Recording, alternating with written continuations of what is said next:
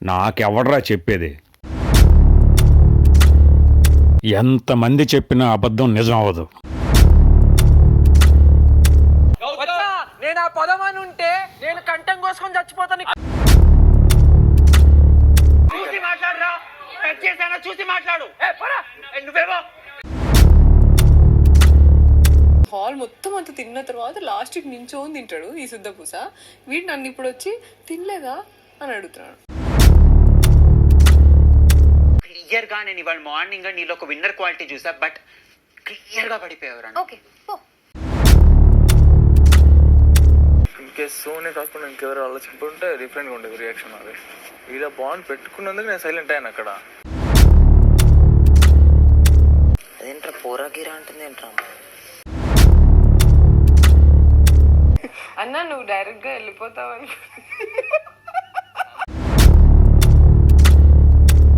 Sorry అన్నాను కదా, నిజంగా నిన్ను నెక్స్ట్ టైం నువ్వు తాగొద్దుంటే తాగా. కాదు డిస్రెస్పెక్ట్ కాదన్నప్పుడు 10 మంది కాదు 1,00,000 మంది చెప్పినా నేను అది విన్నాను. అది ఓ అంటే ఊరికి అలిగి కూర్చోవద్దు. సిగరెట్ గురించి కాదు, తిను అన్నప్పుడు కూడా తినడు. ఇద్దరు మాట్లాడుతున్నప్పుడు నువ్వు దూరొద్దని నేనెందుకు దూరాలా? That's my question. దూరను వాళ్ళ దాంట్లో ఎవరు దాంట్లో? అందరూ దూరారు కదా. సేఫ్. ఇప్పుడు ఒకడు ఆల్రెడీ అయిండు, వాడే నెట్టేస్తే అయిపోతుంది కదా.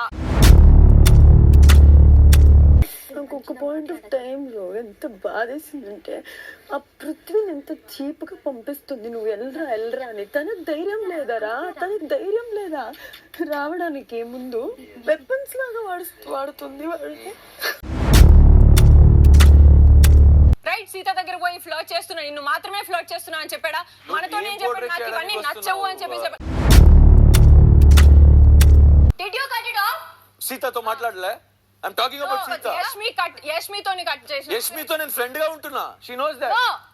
ఫ్రెండ్ గా లేనా నేను? ఫ్రెండ్ గా కూడా సరిగా లేవు నాతో. Don't use that friendship word.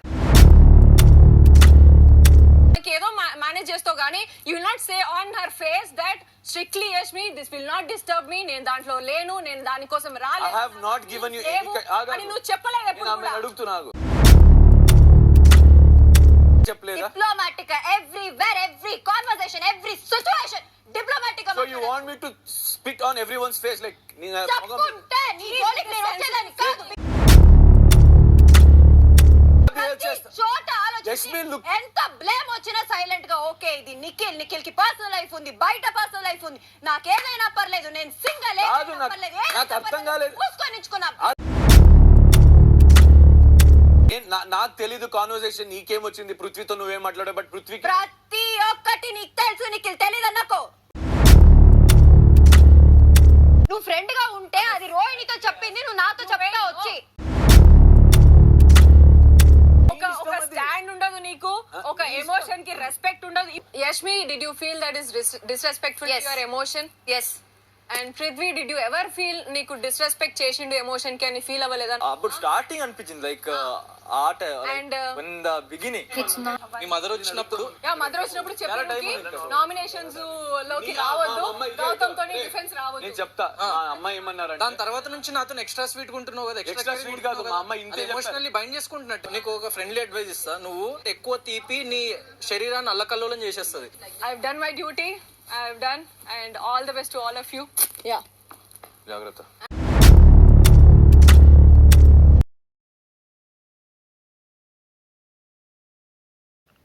Boss, big boss ఈ పేరు ప్రస్తుతం భారతదేశంలో మంచి ప్రాచుర్యం పొందుతున్న ఎంటర్టైన్మెంట్ రియాలిటీ షో ద్వారా అందరికీ సుపరిచితంగా ఉంది.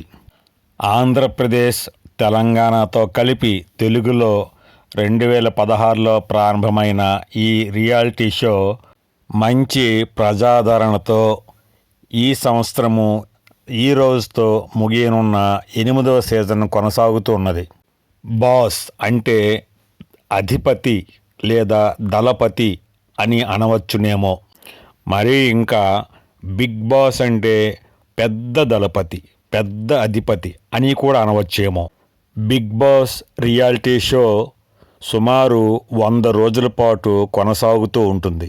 ఇందుకోసం సుమారు 20 మంది వరకు ఎంపిక చేయబడిన వివిధ వ్యక్తులకు ఒక పెద్ద కామన్ హౌస్లో నివాసం కల్పించి వాళ్లకు బయట వ్యక్తులతో ఇతర ప్రపంచంతో ఎలాంటి సంబంధాలు లేకుండా సినిమాలు, షికార్లు, పార్కులు, పబ్బులు, బైకులు, కార్లు, మొబైల్ ఫోన్లు, ల్యాప్టాప్లు, కంప్యూటర్లు, టీవీలు, రేడియోలు, ఆఖరికి టైం తెలియజేసే వాచ్లు కూడా లేకుండా చిన్న చిన్న యాక్టివిటీస్తో కలిపి ఆయా వ్యక్తుల మధ్య మానవ సంబంధాలలోని పర్సనాలిటీ లక్షణాలను వెలికి తీయగలిగే పరిస్థితులను కల్పించి ఆయా వ్యక్తుల పర్సనాలిటీని అంచనా వేస్తూ ఆ అంచనాలలో వెనుకబడిన వారిని ప్రతి వారం కూడా హౌస్ నుంచి బయటికి పంపిస్తూ చివరగా మిగిలిన వ్యక్తిని బిగ్ బాస్ విన్నర్గా ప్రకటించడం జరుగుతుంది.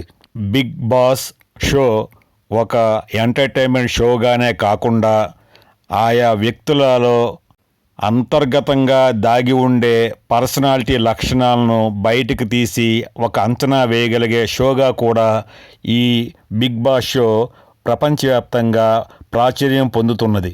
మనిషికి ఉండే అపరిమిత కోరికలు, ఆ కోరికలను తీర్చుకునే పరిస్థితులు తక్కువగా ఉండడము, వీటితో పాటు ప్రతి మనిషికి ఉండే తప్పని అవసరాలు, సౌకర్యాలు, మనిషి స్వార్థం, త్యాగం, ప్రేమ, ద్వేషం, కష్టం, సుఖం, సంతోషం, దుఃఖం, కోపం, ఆనందం, సుఖం, బాధ వంటి అనేక భావోద్వేగాలకు గురగుచు 100 రోజుల పాటు కొనసాగే ఈ బిగ్ బాస్ గేమ్ షోలో తన తోటి వ్యక్తులందరినీ కూడా వెనుకకు నెట్టుకుంటూ ముందుకు కొనసాగాల్సి ఉంటుంది.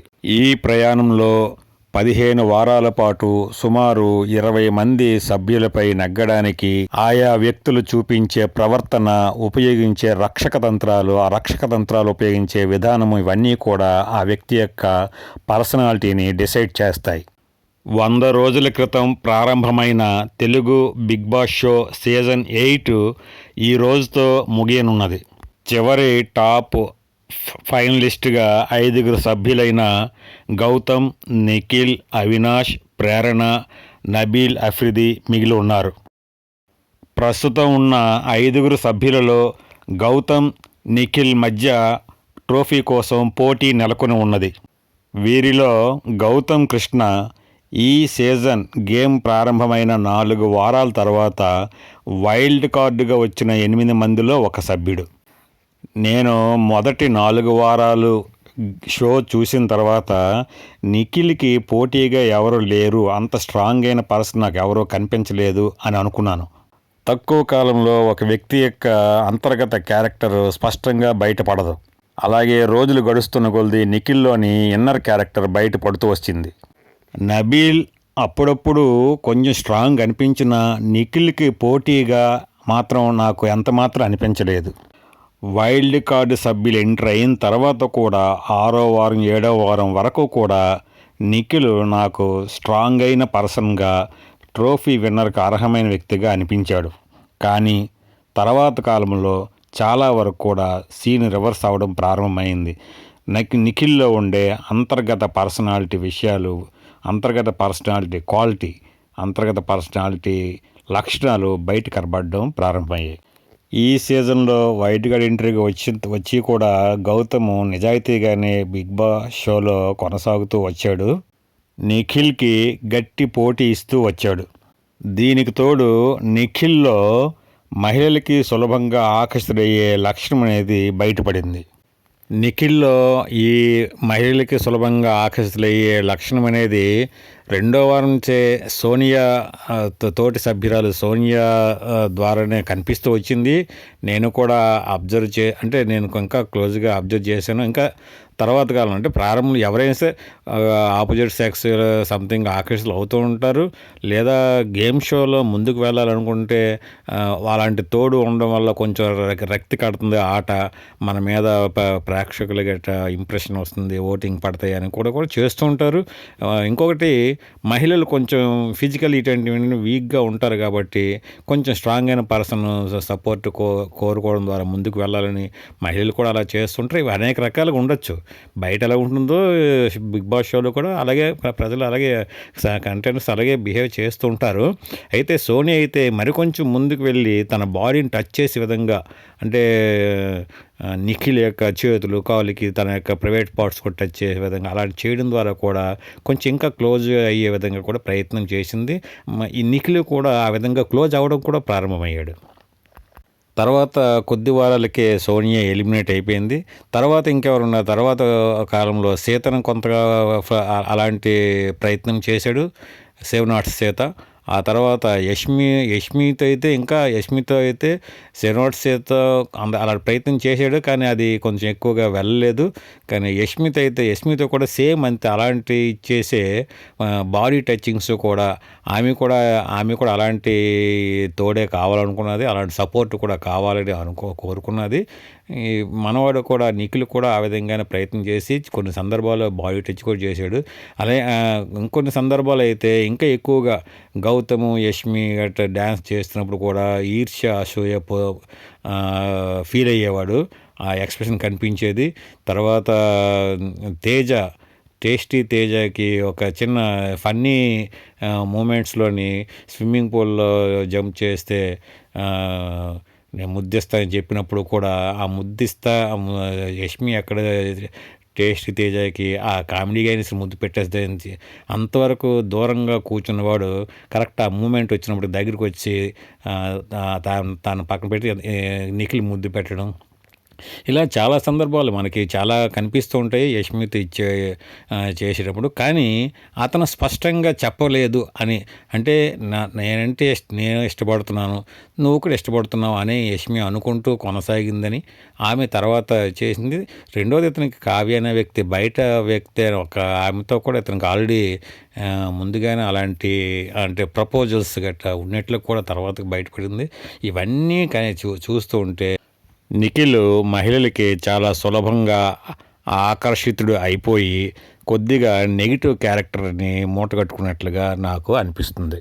మరొక వైపు గౌతము గ్రూపిజం గట్ట ఎక్కువగా పాటించకుండా సేమ్ నిజాయితీగానే ఉంటూ ప్రారంభంలో యష్మి కొంచెం ప్రయత్నం చేసిన, ఎప్పుడైతే నిఖిల్ గౌతమ్ మధ్య యష్మి గురించి పోటీ పడుతుంది ఇది అనిపించి తర్వాత యష్మి కూడా గౌతమ్ని అంత లేనట్లు, అంటే అంతగా ఫేవరబిలిటీ లేనట్లు గ్రహించి గౌతమ్ తప్పుకొని అప్పటి నుంచి ఇంకా పూర్తిగా అలాంటి ఏమీ కూడా లేకుండా చాలామందిని అక్క ఇలా అనుకుంటే సంథింగ్ ఏదైనా అలాంటి అంటే ఎఫ్ఐఆర్స్ అని కానీ లేదా రొమాన్స్ అటువంటి ఏమీ లేకుండా కొనసాగుతూ వచ్చాడు.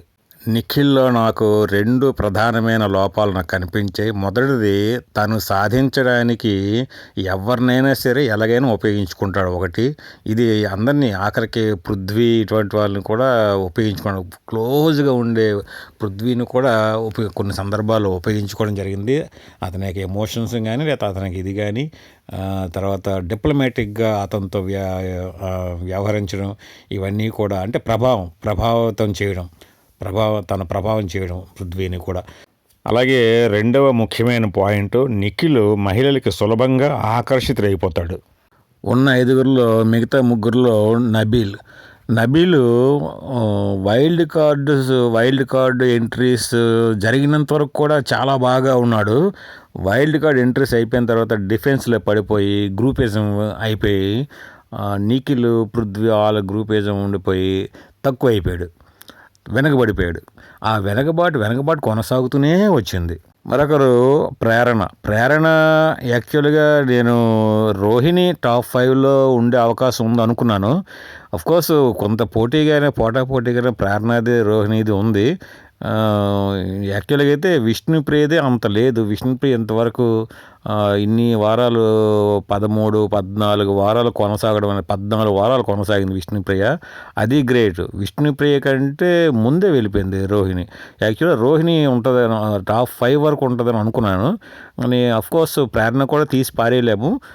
అయినప్పుడు ప్రేరణ ఉంది కనుక ఆ విధంగా చూసుకున్నా సరే నెక్స్ట్ ఎలిమినేషన్గా బహుశా ప్రేరణ కూడా ఉండొచ్చేమో. అంటే ఈ 5గురిలో ఫస్ట్ ఎలిమినేషన్ ప్రేరణ ఉండొచ్చేమో కూడా అని చెప్పలేము.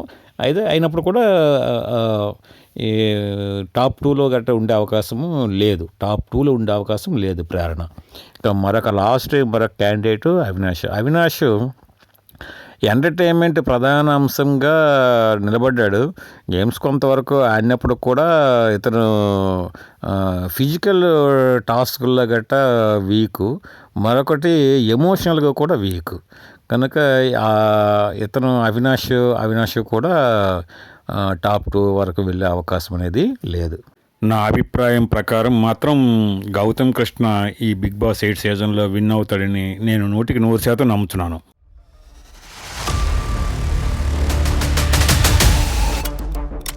ఇంతకు బిగ్ బాస్ ఎవరని మీరు అనుకుంటున్నారు? అసలు సిసలు ఒరిజినల్ బిగ్ బాస్ ఎవరని మీరు అనుకుంటున్నారు?